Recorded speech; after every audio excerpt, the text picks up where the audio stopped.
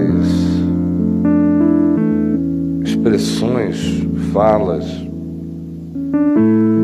do apóstolo Paulo mais conhecidas da maioria de nós é essa que se lê em 2 aos Coríntios, no capítulo 5, quando Paulo diz: e assim, se alguém está em Cristo, é nova criatura, ou é nova criação. As coisas antigas já passaram, eis que se fizeram novas. E como a maioria das coisas que a gente ouve muito e repetitivamente, o significado disso aqui, a maioria de nós pensa que também já compreendeu. E ouve e não pensa.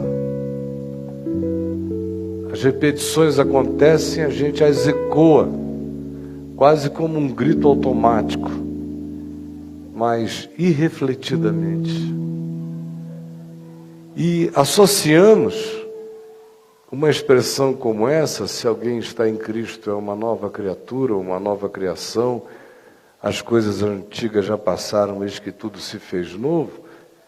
Associamos a um monte de construções humanas que a gente vai desenvolvendo e adquirindo de outros, enquanto distraidamente a gente vai só ouvindo e repetindo, sem saber bem o que se ouve e se repete. Mas, com o passar do tempo, é tão grande a repetição que muita gente fica com a impressão de que entendeu aquilo mesmo. Só não conseguem explicar uma coisa, sabe o que é? Se alguém está em Cristo e se torna uma nova criação, as coisas antigas já passaram, eis que tudo se fez novo. Por que com a gente não aconteceu nada disso? Acho que essa é a pergunta que falta. Porque se alguém está em Cristo e, em estando, se torna uma nova criatura, a ponto de que há um desvencilhamento do peso perturbador, neurótico, opressivo, angustiante, desviador de rotas, que pode ser promovido pelos ecos angustiosos e pelas presenças insistentes, fantasmagóricas do nosso passado, assombrando a nossa existência e desviando o nosso rumo. Se alguém está em Cristo, e está em Cristo significa que isso acaba, porque uma nova criação, uma nova geração, uma nova entidade de consciência aparece em mim, a ponto que essa ruptura com a opressividade esmagadora de toda a culpa passa, e eu saio de um casulo de passados e agonias, e tudo se faz novo. Se é assim, e se promete isto, e a vida da gente não manifesta isto, de duas uma: ou isso aqui é conversa fiada, não se cumpre na vida de ninguém, nem na vida de Paulo, é uma hipérbole fanática, é um exagero glorificante do significado do que Paulo chamava estar em Cristo, ou a gente não provou realmente o que isso quer dizer. Então você tem duas chances de ler isso aqui hoje, ou decidir-se. Uma é levantar-se e afirmar: Paulo estava errado, essa história inteira é conversa fiada. Ninguém nasce de novo, Essa história de estar em Cristo não produz nenhuma revolução de mente, de consciência, de atitude, não gera uma nova criatura. Eu continuo neuroticíssimo, apavorado, culpado, perseguido pelo meu passado, traumatizado, confuso, em dívida para com coisas que eu não entendo e que me oprimem e que alteram a minha jornada. E por isto, tendo sido honesto e sincero para com Deus e tendo de fato compreendido o que se queria dizer e tendo me entregue com sinceridade, verifiquei pela experiência que o equívoco não está em mim, e sim em Paulo, que exagerou isso aqui. Porque eu fui com toda a compreensão, sinceridade e entrega e não provei nada. Então, para mim, chega. A outra alternativa, a outra leitura é se enxergar e dizer, o que é que de fato eu chamei de tornar-me nova criatura, nascer de novo, conhecer Deus? O que foi? E aí provavelmente você descubra que você é fruto de uma compilação de declarações, essas sim, soltas, estanques, nervosas, fanáticas, religiosas, do tipo que diz é porque é assim porque é assim, dogmáticas, sem nenhum esclarecimento de como as coisas são e por que são, a fim de que alcancem o que se promete, o que se garante que, em sendo assim, assim será. E assim, e assim, e assim. Quando acontece assim, e assim, se alguém está em Cristo, é uma nova criatura. E assim o que então? O que venderam para nós é que esse e assim acontece depois que a gente é batizado. Você foi batizado, o cara entra lá, tem gente até que fica muito confusa, porque diz, eu não quero ser batizada por aspersão, porque é pouca água na cabeça, é pouca transformação. O cara quer um mergulho, como um amigo meu que eu tinha acabado de tirar da penitenciária, tínhamos sido amigos na adolescência, primeira juventude, ele foi preso traficando não sei quantos quilos de pó no Rio, e foi para a cadeia, e fez contato comigo de lá, eu tinha uma certa intimidade com a cadeia, e comecei a mandar livros, ele se converteu, enfim. Quando ele cumpriu o tempo dele, eu fui lá pegá-lo. E levei-o para minha casa, e nós chegamos lá, ele falou, não, vamos direto para o meu batismo. Só que é o seguinte, ele é um tipo assim, engraçado, estou a fim de me batizar aqui no Atlântico. E tu afoga mesmo, hein? Mas deixa, lava, porque é muita coisa para sair, Caio. Falei, vamos lá agora. Está querendo simbolizar com o Atlântico. A gente joga em Atlântida, se você quiser.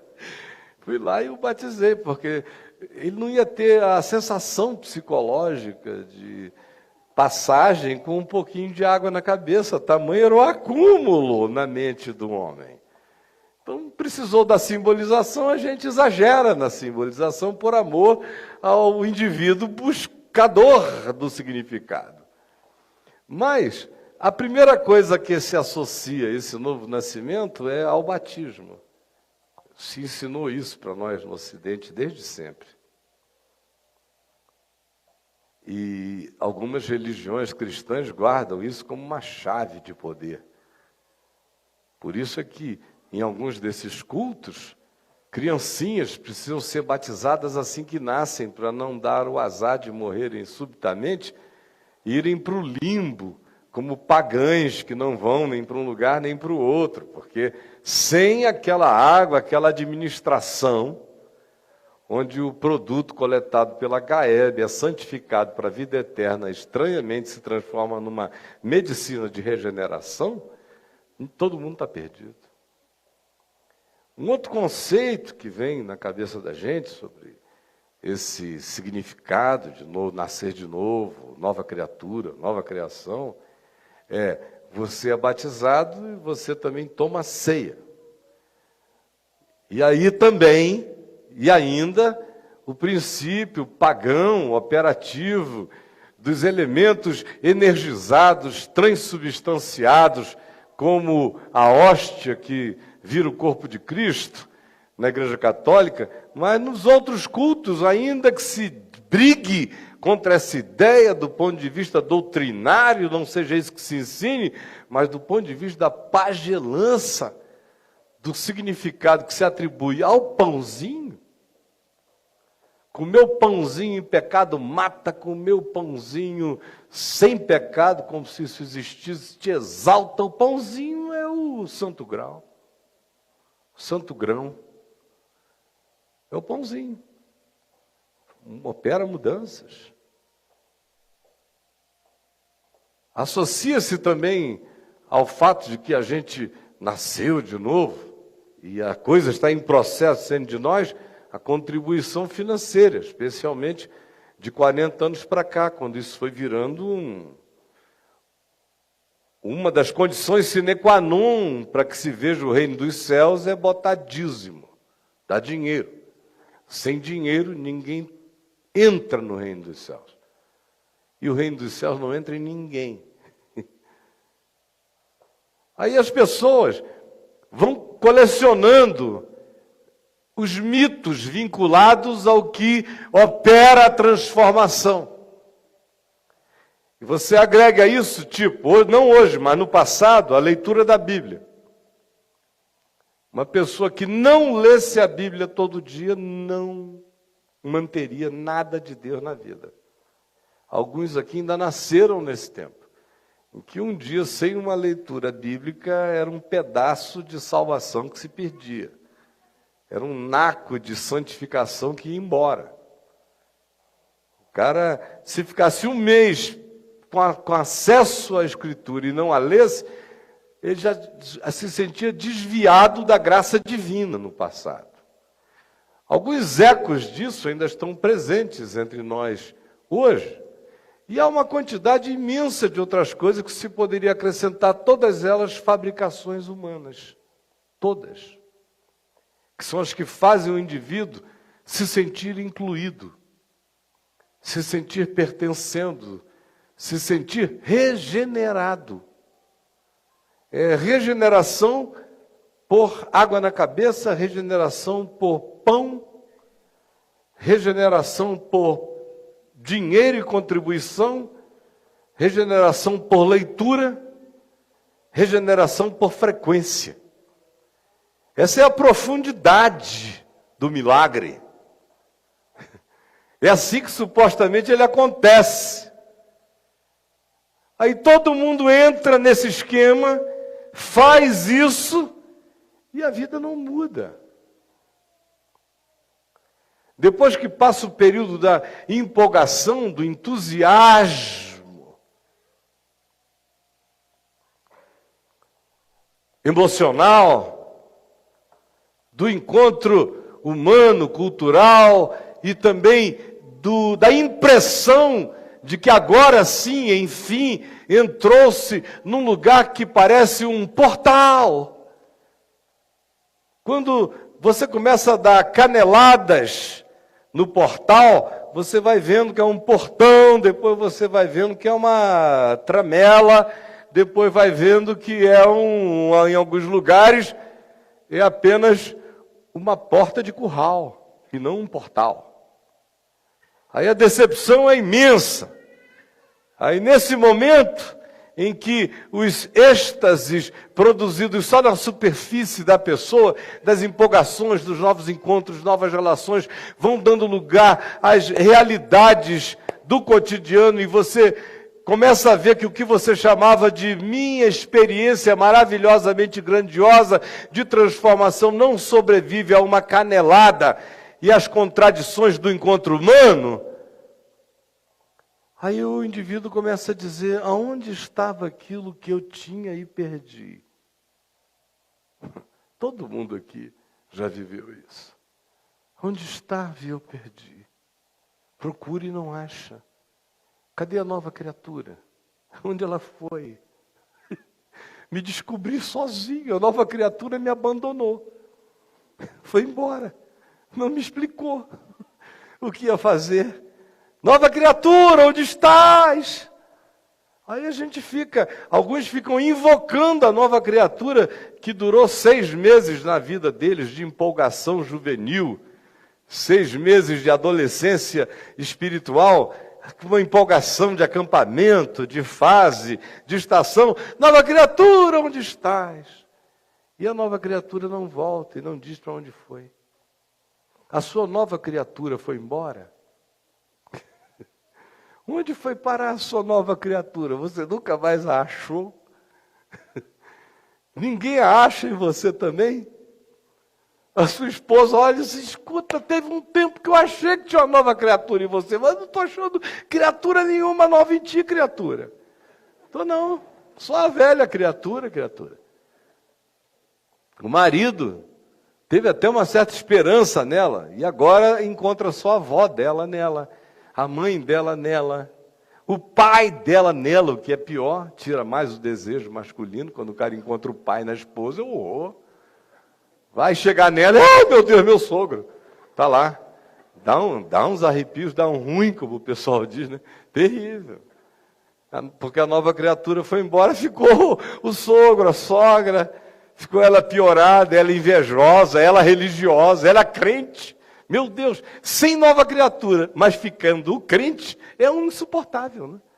Porque o que salva o crente é a nova criatura.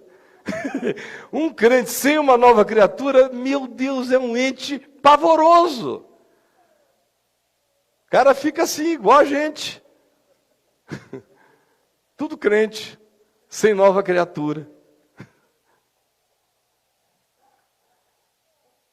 O que Paulo está querendo dizer quando ele fala aqui isso? Ele não solta de paraquedas isso aqui, não larga na nossa cabeça. Isso tudo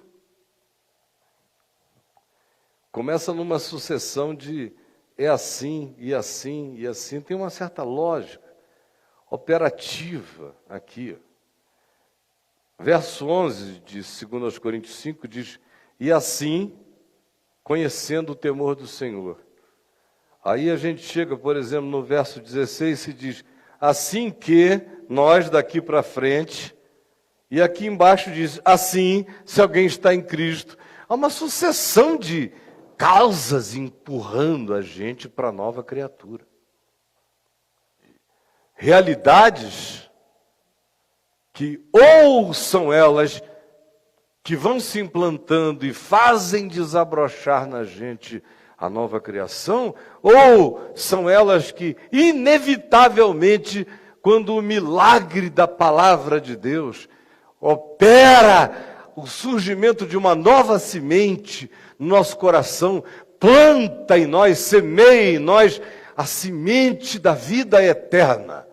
Assim, o sêmen do meu Pai eterno, semeado em mim pela palavra, e começa a crescer como semente, o fruto que ela dá, são esses frutos associados a esses assim, assim, assim.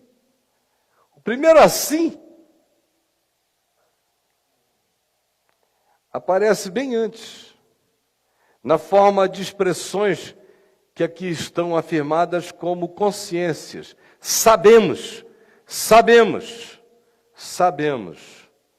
como no verso 14 do capítulo 4, que diz, sabendo que aquele que ressuscitou o nosso Senhor Jesus, também ressuscitará com Jesus, nos ressuscitará com Jesus e nos apresentará convosco, porque todas as coisas existem por amor de vós, para que a graça, multiplicando, torne abundantes as ações de graças por meio de muitos para a glória de Deus.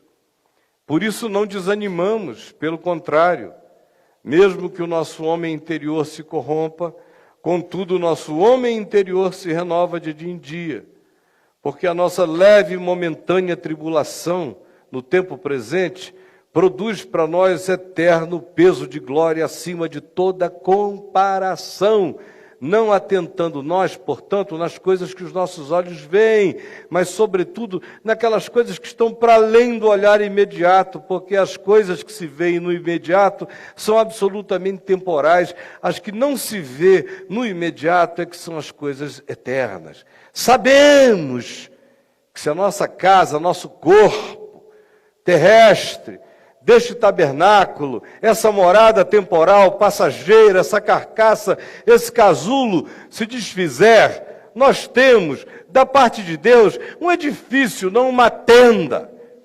Nós temos uma habitação definitiva e não relativa. Temos, construída por Deus, casa não feita por mãos, casa eterna. De modo que saber disso me faz lidar com quem eu sou ainda, com o que eu provo ainda, com as tribulações do tempo presente, com as coisas midiáticas, com o momento, com o homem exterior que se corrompe, que adoece, que enfraquece, que é relativo. Saber disto, no entanto, que eu já sou herdeiro do eterno, produz em mim algo absolutamente explosivo. É um vulcão da eternidade em erupção dentro de mim, quando isso me penetra como certeza em fé, baseada na afirmação que diz, sabendo que Jesus ressuscitou.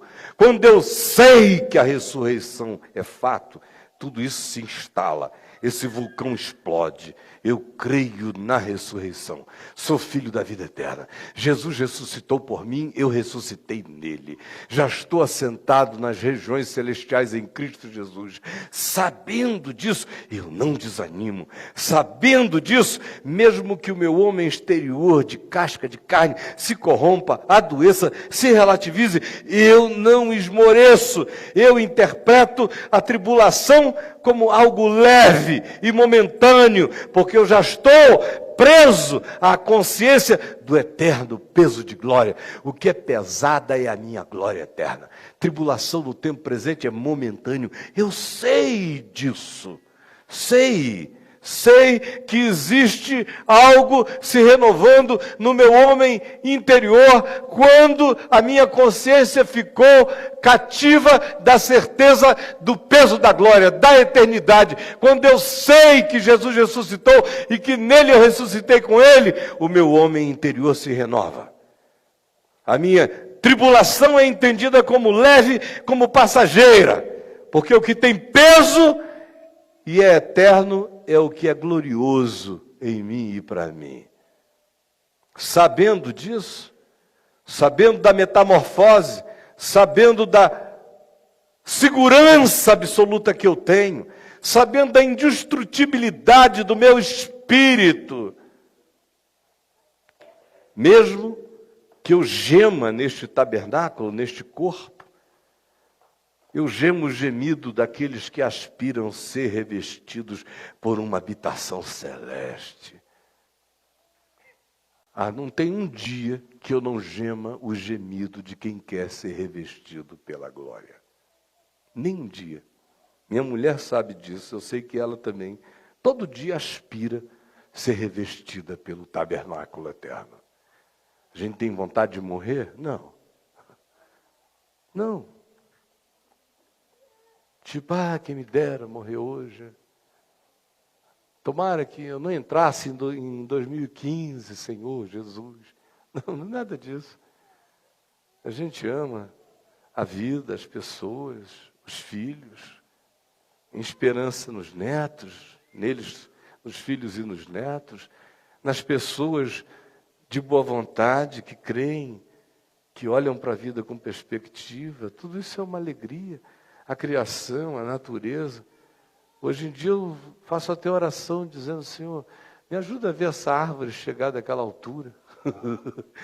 Porque quando você vai chegando a uma certa idade, você começa a se medir também, será que eu vejo essa árvore crescer? A gente gosta de estar aqui. Mas isso aqui não é tudo. Isso aqui não é nada perto do tudo que me aguarda, do tudo que eu sou e que eu carrego. Não é nada. Tem nada, nada, nada. Nem a dor mais aguda, nem a glória mais maravilhosa no tempo presente são para comparar com quem eu já sou. Porque Cristo ressuscitou e eu ressuscitei nele. Eu sou um filho da eternidade. Isso é poder. Isto é poder. Sabemos. Sabemos disso. Quem sabe disso anda com uma força extraordinária. Você já imaginou? Se isso aqui é verdade, não é surto, como eu não creio que é verdade. Jesus ressuscitou. Mesmo. Sabemos. Portanto, o corpo corruptível dará lugar à incorruptibilidade, porque Cristo ressuscitou. O que eu chamo morte, já não é mais morte. Todas as coisas existem já por amor de mim, porque Cristo ressuscitou, a morte virou um portal dimensional. Imagina o que é você carregar isso na mente. Já está livre da maior fobia humana, que é a fobia da morte. Ora, quem resolve a fobia essencial, recebe graça primordial, para iniciar o processo de resolver todas as outras fobias secundárias. Porque Cristo ressuscitou e me salvou da fobia primal da morte. Que poder! Sabemos. E ele prossegue e diz: neste tabernáculo nós gememos, mas a nossa gemessão é de quem está aspirando ser revestido pela habitação celeste. E não como quem desistiu de viver, é como quem aspira pela vida que é. Meu gemido não é um gemido que repudia a presente existência, é um gemido que aspira pelo que é definitivo. Com gratidão eu vivo o que é relativo, mas todo dia eu confesso que a minha grande aspiração não está aqui, que a minha grande aspiração é ser revestido de glória eterna. Essa é minha vocação. Eu sou glorioso como Cristo Jesus ressuscitado. Esta é a minha vocação e a sua vocação para ser, para existir, para almejar, para esperançar-se na vida. Pois, na verdade, os que estamos neste corpo, gememos angustiados, não por querermos ser desvestidos do corpo, por querermos morrer. Não. Nós gememos angustiados porque nós desejamos apenas que o mortal em nós seja absorvido pela vida. O mortal em mim. Em mim só tem mortalidade. E em você? O mortal. Tua tara, tua compulsão, tuas venetas, o mamífero doido dentro de mim e de ti, a mamífera surtada, o bicho, o animal, ou o anjo vaidoso que anda em você. É o mortal, que apresenta a minha conta de relatividade todo dia na minha cara. É o mortal. É a minha impaciência, é o mortal. A minha capacidade de antipatizar é o mortal. O poder do juízo que cresce em mim e faz de mim uma pessoa tão cheia de julgamentos contra o próximo é o mortal. Eu aspiro que esse caio mortal seja absorvido pela vida em Cristo Jesus. Seja chupado para me tornar como Ele. E continuarei a ser eu, exatamente como Ele. Essa é uma esperança, é um saber revolucionário para a mente, para o coração, para as decisões da gente na vida e na morte. Ora, foi o próprio Deus que nos preparou para isto tudo, colocando em nós o Espírito Santo, que é quem garante todo dia que o nosso sentido é esse, que a nossa esperança é essa, e faz dessa esperança o nosso almejar, mais ambicioso na vida e mais poderoso, que é esse de nos tornarmos como Ele é, já manifestado em Cristo Jesus, para eu saber. Temos, portanto, sempre esse ânimo. Que ânimo poderoso. Um cara tomado disso, quem segura esse ser humano? Temos sempre esse bom ânimo, sabendo que enquanto estamos aqui no corpo, estamos ausentes de tudo que é absoluto em Cristo. Temos que lidar com a nossa relatividade. Mas com bom ânimo eu vivo a minha relatividade. Visto que todos nós andamos por fé e não pelo que vemos. É o que nós não vemos que nos dá poder para enfrentar o que nós vemos. Entretanto, estamos em plena confiança, preferindo deixar este corpo e habitar com o Senhor o dia que Ele quiser. É por isso que também nos esforçamos aqui, todo dia, no planeta, entre os humanos. Nos esforçamos para ser agradáveis a Deus em tudo. Para vivermos a beleza do Evangelho. Para anteciparmos na nossa relatividade, assim na terra, o que já nos aguarda no céu. Porque importa que chegue a hora e o dia em que toda a consciência compareça perante a luz de Deus, para receber segundo o bem ou o mal que tiver feito por meio da sua expressão histórica. E assim, conhecendo o significado de ter no coração consciência de Deus, temor do Senhor, é que nós persuadimos os homens, como eu faço hoje aqui, enquanto me persuado da mesma coisa, busco persuadir a você, meu irmão, para que cada um de nós deseje ser cabalmente conhecido por Deus na sua experiência pessoal. E Paulo prossegue e diz, verso 14, pois o amor de Cristo é que nos trouxe até aqui, foi termos encontrado e termos crido, e termos sido iluminados para discernirmos que a presença de Jesus entre nós é Deus encarnado, é amor de Deus, e a loucura dessa encarnação, a inviabilidade total desse pensamento, a inadmissibilidade disto como filosofia, a inaceitabilidade disto como física, o absurdo de tal fato que ganhou todavia concreção e provou sua concreção pelo poder real da ressurreição, que não me deixa duvidar. Conhecer este amor é o que me constrange. Me diarreia, me deixa visceralmente comovido, é o que diz Paulo. Mexe com as entranhas do meu ser. É só quando eu sou e fui impactado e me mantenho sobre esse impacto, é que a operação do Evangelho se mantém nas vísceras do meu ser, das entranhas da vida.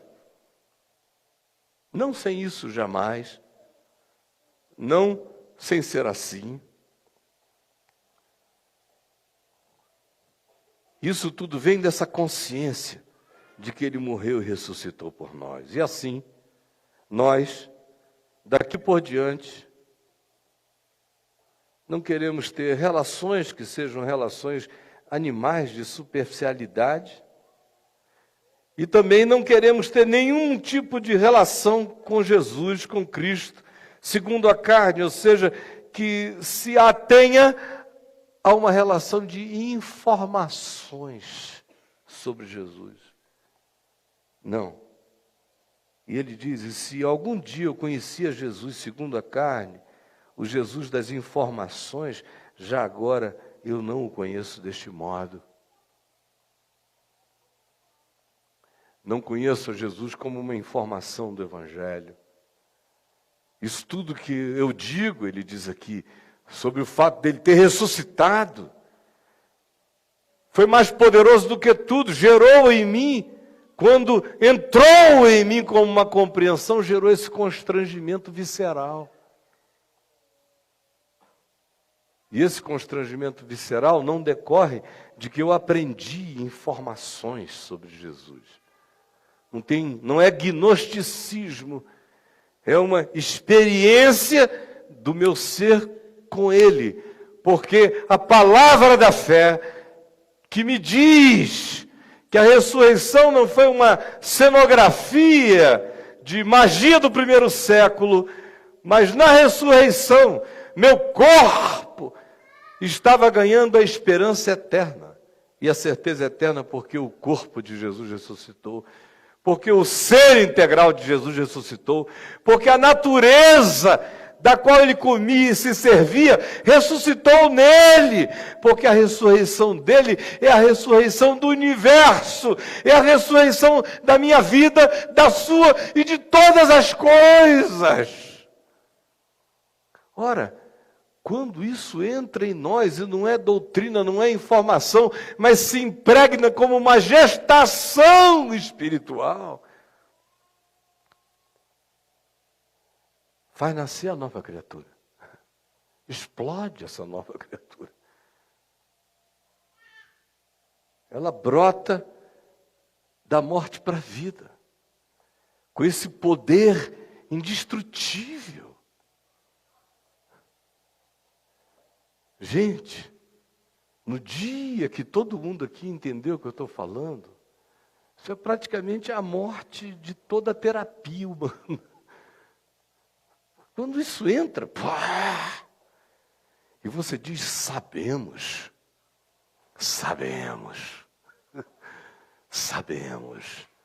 que se esse corpo terrestre deste tabernáculo se desfizer, nós temos da parte de Deus o indestrutível. Sabemos que somos filhos da ressurreição. Sabemos que estamos tomados pela vida eterna. Sabemos que o nosso alvo é andar todo dia aqui na direção de nos tornarmos no tempo e espaço, ainda que relativamente, alguém que caminha na direção de ser o que em Cristo já nos tornamos.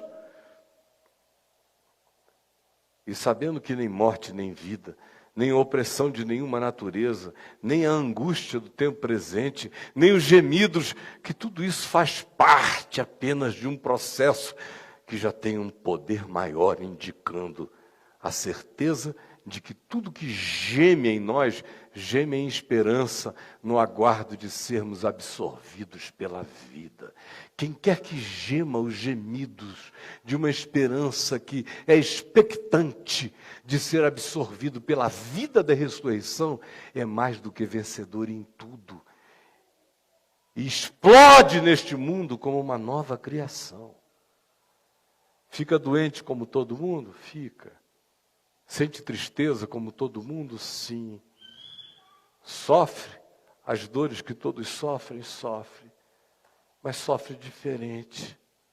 Adoece diferente, morre diferente, vive diferente. Estranhamente,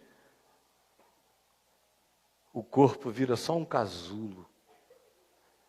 Cada vez mais a sua consciência fica acima do casulo, dizendo, sabemos. Dando ordens ao casulo, transcendendo ao casulinho e dizendo, sabemos. Quem mantém no coração essa chama acesa inapagável, esses vão vencer, vão continuar como uma nova criação em renovação todo dia. E as coisas antigas vão passar, os traumas, as culpas, tudo isso, porque quem ressuscitou em Cristo dos mortos sabe que Jesus morreu pelos nossos pecados e ressuscitou para a nossa justificação. Então, quando eu boto o coração no poder da ressurreição, é porque eu já olhei para a cruz e já vi que todas as coisas passaram. Eis que tudo se fez novo. É a combinação de um passado perdoado e crucificado em Cristo e de uma eternidade garantida na ressurreição presente em mim como fé, consciência e esperança, é o que faz com que eu e você possamos viver todo dia a explosão renovada da nova criação no coração. Sem isso, é só conhecimento de Deus segundo a carne. E a promessa do Evangelho nunca se manifesta como um bem para nós. É só blá, blá, blá. A angústia é aquela que mata de dor, nesse caso. E não essa que ele diz, nos angustiamos esperando. É uma angústia de esperança, diferentemente da outra. Quando o que sobra é aquilo que a gente batizou na religião, sinceramente, não fica nada que vá ter o poder de resistir qualquer que seja a tribulação. É só quando a minha angústia é a angústia do expectante, é a angústia do que espera a absorção da vida, porque sabe que a verdadeira vida está para além do imediato. Esse é o que atravessa tudo no tempo presente e permanece inabalável. Vamos ficar em pé, em nome de Jesus. Que o Espírito Santo console o nosso coração. Nos console, nos anime, nos levante, nos desdeprima, com graça, nos dê bom ânimo. O bom ânimo da nova criatura, o bom ânimo da nova criação. O bom ânimo da regeneração que não cessa, porque a nossa mente em Cristo tem que se renovar todo dia.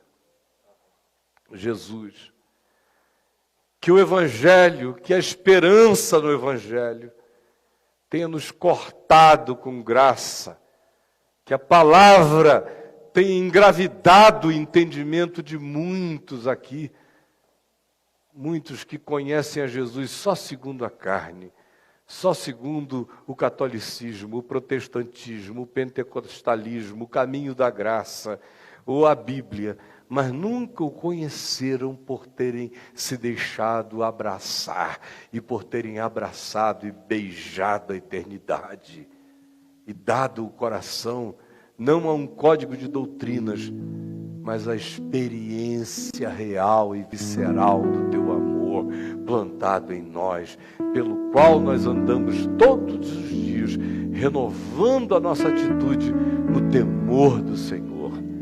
Por favor, estabelece esse constrangimento para a vida, essas cólicas da eternidade, coloca-as em nós. É o que eu te peço, Jesus. Em teu nome. Amém.